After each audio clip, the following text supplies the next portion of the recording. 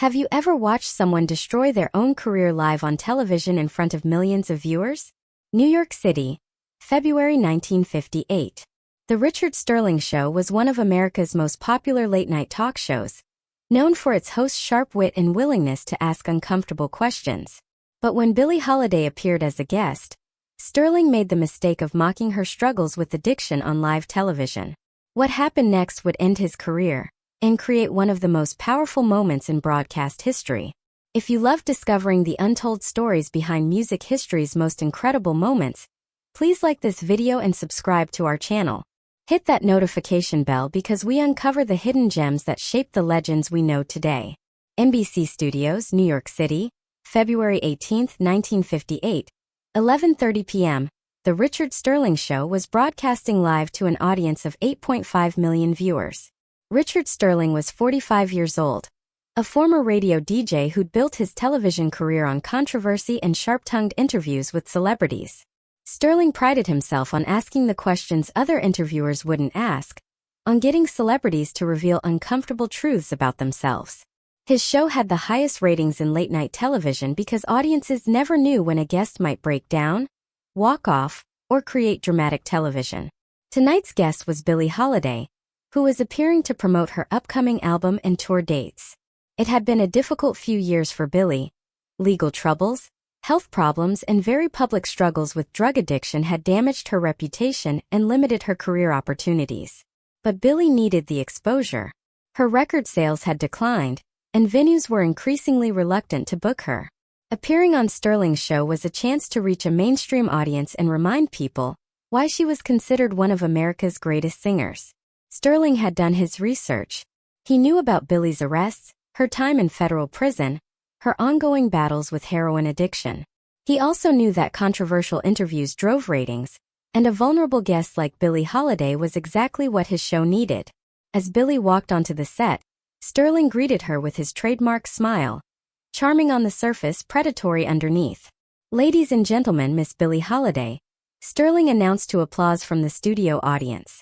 Billie sat down in the guest chair, wearing an elegant black dress and carrying herself with the dignity she'd maintained throughout all her personal struggles. "Miss Holiday, thank you for being here tonight," Sterling said. "I know our audience is excited to hear you sing." "Thank you for having me, Mr. Sterling. Now Billie, may I call you Billie? You've had quite a journey in your career. Ups and downs, shall we say?" Billie nodded carefully. "Every artist has challenges, Mr. Sterling." Sterling leaned forward slightly, sensing an opening. "But your challenges have been rather public, haven't they? Tell us about your recent legal troubles." "I'd prefer to focus on my music tonight, if that's all right." Of course. But our audience is curious. You've been very open about your struggles with narcotics. How does it feel to be, well, a drug addict?" The question hung in the air like a bomb. The studio audience shifted uncomfortably. Billie's expression didn't change, but something hardened in her eyes. "Mr. Sterling, I'm not sure what you mean by that question. I mean, what's it like? The addiction? The need for drugs? Our viewers want to understand how someone gets to that point." Billie was quiet for a long moment. "Mr. Sterling, are you asking me to explain addiction for your entertainment?" Sterling laughed, but it sounded forced. "I'm asking you to share your experience. You've been arrested multiple times. You served time in federal prison. Surely you have insights that could help other people avoid your mistakes." "My mistakes?" "Yes. The choices that led you down the wrong path." Billie looked directly into the camera, then back at Sterling. "Mr. Sterling, let me ask you something." "Of course. Do you drink alcohol?" Sterling looked surprised by the question. "Occasionally. Socially." "How does it feel to be an alcoholic?" "I'm not an alcoholic." "How do you know?" "Because I can control my drinking. I choose when and how much to drink." "And you think I chose to become addicted to heroin?" Sterling realized he was walking into dangerous territory, but his ego wouldn't let him back down. "Not on live television." "Well, you did choose to try it initially, didn't you?" "Mr. Sterling, when I was 14 years old, I was working in a brothel to help my mother pay rent. I was sexually assaulted repeatedly. I was hungry most of the time. I had no education, no family support. No safe place to live. The studio fell silent. This wasn't the light entertainment Sterling's audience expected. When someone handed me something that would make the pain stop, yes, I took it. Was that a choice? Or was that survival? Sterling tried to regain control of the interview. But surely as an adult, you could have made different decisions. Mr. Sterling, what pain have you experienced in your life that required medication? I don't see how that's relevant. You asked me to explain addiction to your audience. I'm trying to help them understand that addiction often starts with pain that feels unbearable. But not everyone who experiences pain becomes a drug addict. That's true. Not everyone who drinks alcohol becomes an alcoholic either. But you wouldn't mock an alcoholic on television, would you? Sterling felt trapped. Miss Holiday, I'm not mocking you. I'm trying to have an honest conversation about a serious issue. By asking me how it feels to be a drug addict, on live television, for entertainment, for education.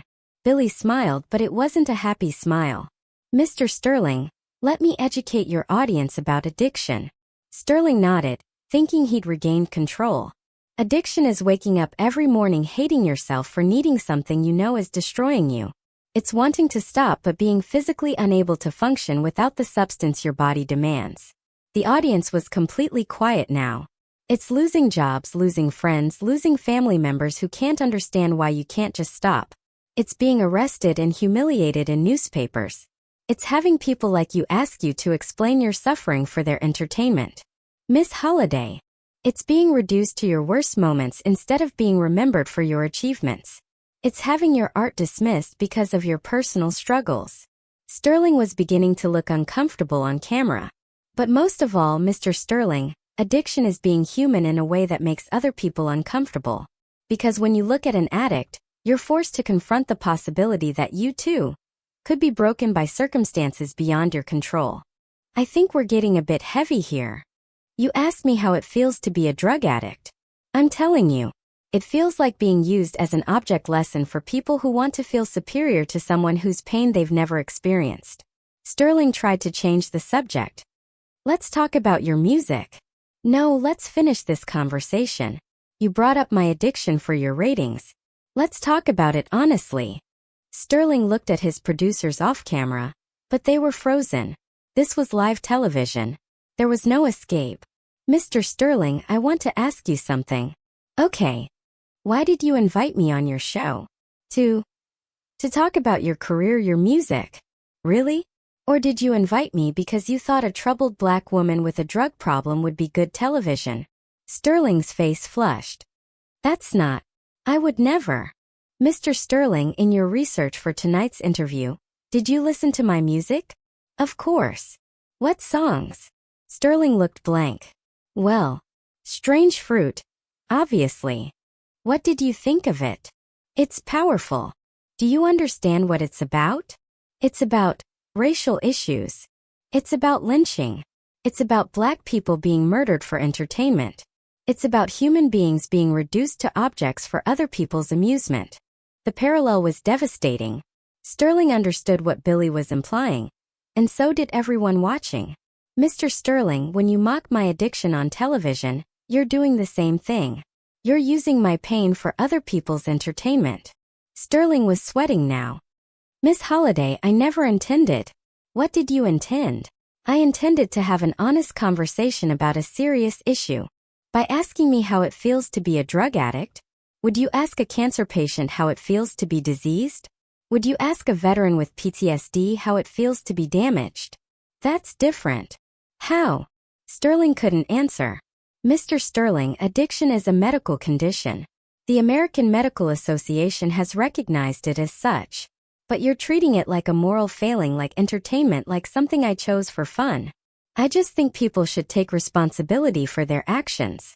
I take responsibility for my actions every single day. I take responsibility for the music I create, the performances I give, the people I try to help through my art.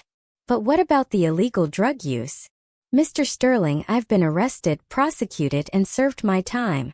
I've paid the legal consequences for my actions. But you're not asking me about legal consequences. You're asking me to perform my pain for your audience. I'm asking you to share your experience. No, you're asking me to be a cautionary tale.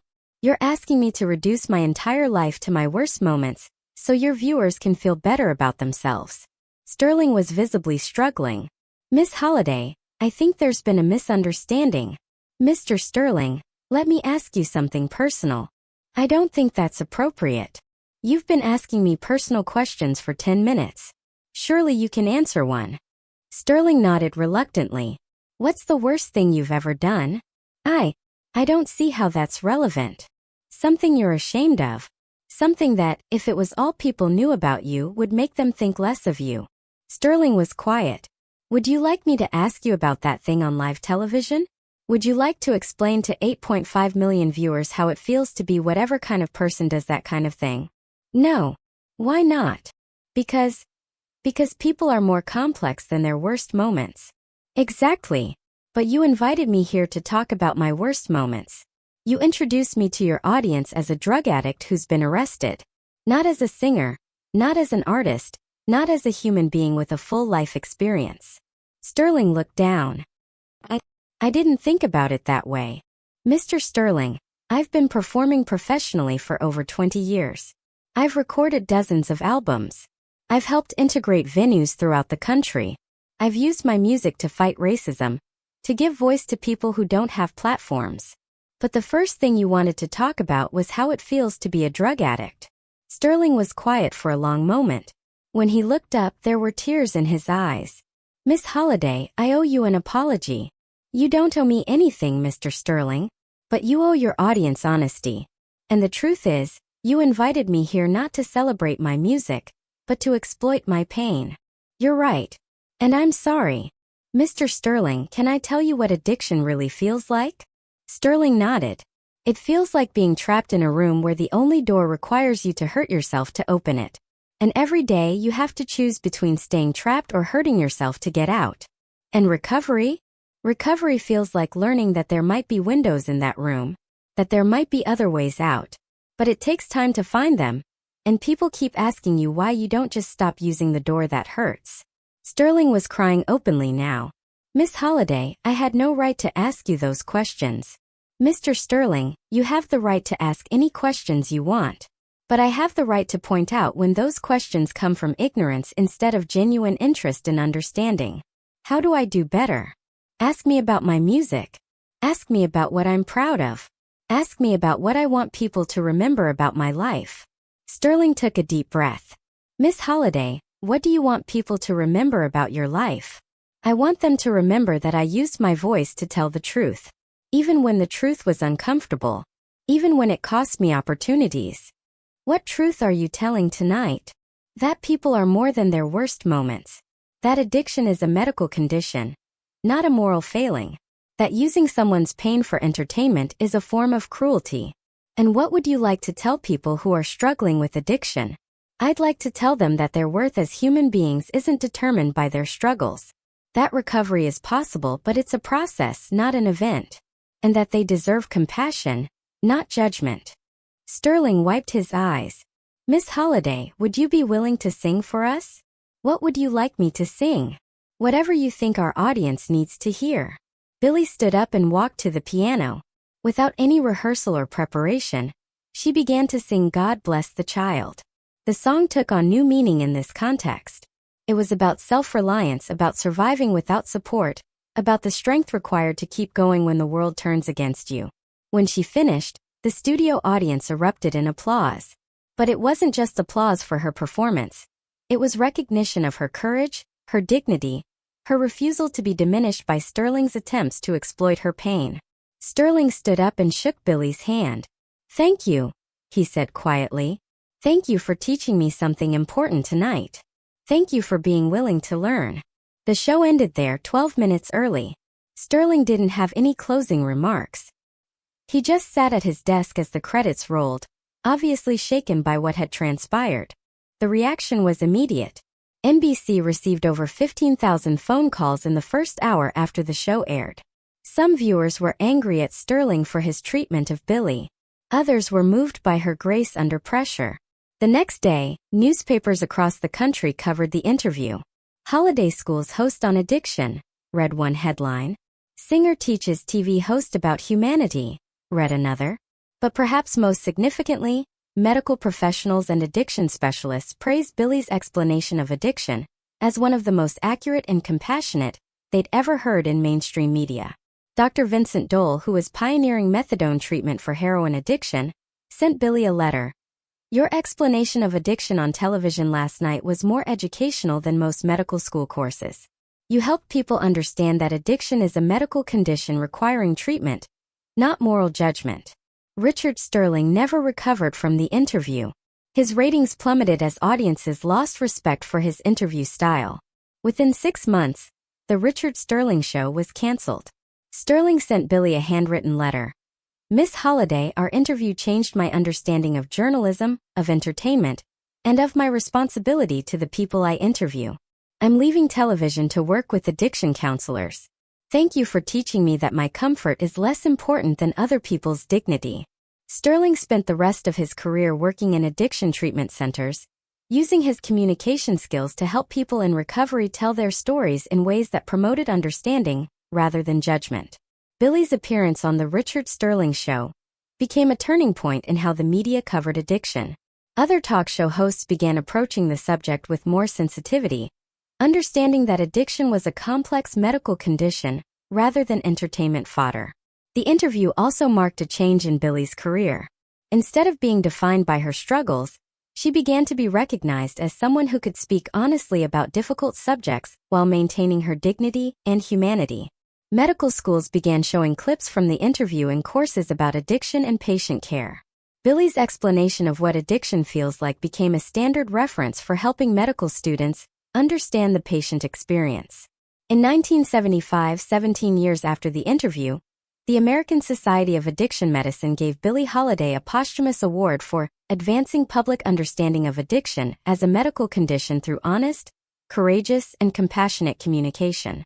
The Society's president noted, Miss Holiday's television interview in 1958 did more to educate the American public about the reality of addiction than decades of medical research. She helped people understand that addicts are human beings deserving of treatment, not judgment. Today, clips from Billie's interview with Richard Sterling are used in journalism schools as an example of how not to conduct interviews with vulnerable guests, and how to handle the situation when an interview goes wrong. But perhaps more importantly, the interview is remembered as a moment when someone refused to be diminished by others' attempts to exploit their pain. Billie Holiday showed millions of viewers that dignity isn't something that can be taken away. It's something you maintain through how you respond to people who try to take it. The lesson from that February night in 1958 continues to resonate. That true strength isn't the absence of struggle, but the grace with which you handle those who try to use your struggles against you. And that the most powerful response to cruelty is often simply refusing to participate in your own diminishment. Billie Holiday walked onto that television set as a guest. She left as a teacher, having shown a national audience what courage, dignity, and wisdom look like in the face of deliberate humiliation. And in doing so, she changed not just one man's career, but an entire industry's understanding of their responsibility to treat people's pain with respect rather than exploitation. The impact of that February night extended far beyond television. Billie's articulate explanation of addiction influenced how the medical community approached patient care, how families dealt with loved ones struggling with substance abuse, and how society understood the difference between moral failings and medical conditions. Dr. Marie Patterson, who ran one of the country's first addiction treatment centers, credited Billie's interview with helping her secure funding for her program. Before that interview, addiction was seen as a character flaw, Dr. Patterson explained. Billie Holiday helped people understand that addiction is a disease that requires medical treatment, not moral judgment. The interview footage became a training tool in medical schools, social work programs, and journalism schools. Students would watch Billie's calm, dignified responses to Sterling's provocative questions, and learn about the importance of treating vulnerable people with respect. Billie Holiday demonstrated something crucial that night, said Dr. Robert Martinez, who developed addiction treatment protocols in the 1960s. She showed that people struggling with addiction could be articulate advocates for themselves. She proved that addiction doesn't diminish someone's intelligence, wisdom, or worth as a human being. The interview also influenced how other celebrities spoke about their personal struggles. Instead of hiding their problems or allowing themselves to be exploited by sensationalistic media, more public figures began following Billie's example of speaking honestly about difficult subjects while maintaining their dignity. Jazz musicians in particular were inspired by Billie's performance that night. Many had struggled with addiction themselves and had been subjected to similar exploitative interviews. Billie had shown them that it was possible to acknowledge their struggles without allowing themselves to be diminished by them. Miles Davis, who watched the interview live, later said, "Billie showed us how to handle the media when they try to reduce you to your worst moments. She didn't get defensive or angry. She just told the truth in a way that made the interviewer look foolish for asking stupid questions." The interview changed Richard Sterling's life completely. After his show was canceled, he spent several months in therapy, examining his own motivations and the harm his interview style had caused to vulnerable guests. He eventually became an addiction counselor, working primarily with people in early recovery who were struggling with shame and self-worth issues. Many of his clients were surprised to learn about his television background. "Richard understood something that many counselors don't," said Jennifer Walsh, who worked alongside Sterling at a treatment center in the 1970s. "He understood how society views addiction, how the media exploits people's struggles, and how that external judgment affects someone's ability to recover." Sterling often shared the story of his interview with Billie Holiday with his clients. He would describe how she had maintained her dignity while educating him about the reality of addiction. "She saved my life," Sterling would tell clients, "not because she was trying to help me, but because she refused to let me diminish her humanity. She showed me that my ignorance was hurting real people." In 1968, 10 years after the interview, Sterling published a book called Learning to Listen, a former TV host's journey into addiction counseling. The book became required reading in many journalism and counseling programs. The book's first chapter was titled, "The Night Billie Holiday Taught Me About Journalism." In it, Sterling wrote, "I thought I was conducting an interview. Billie Holiday was conducting a masterclass in human dignity. I learned more about effective communication in those 12 minutes than I had in my entire television career." Sterling worked in addiction treatment until his retirement in 1985. At his retirement dinner, colleagues presented him with a framed photograph of Billie Holiday performing, with an inscription that read, "To Richard Sterling, who learned to use his voice to heal instead of harm." The interview's influence on addiction treatment was profound and lasting. Billie's explanation that addiction feels like being trapped in a room where the only door requires you to hurt yourself to open it became a standard metaphor used by counselors to help families understand what their loved ones were experiencing. Treatment centers began training their staff to approach addiction with the same compassion and understanding that Billie had demonstrated. Instead of focusing on moral judgment or shame-based interventions, they emphasized medical treatment and emotional support. "Billie Holiday changed how we talk about addiction," said Dr. Sarah Chun, who directed addiction services at Johns Hopkins Hospital.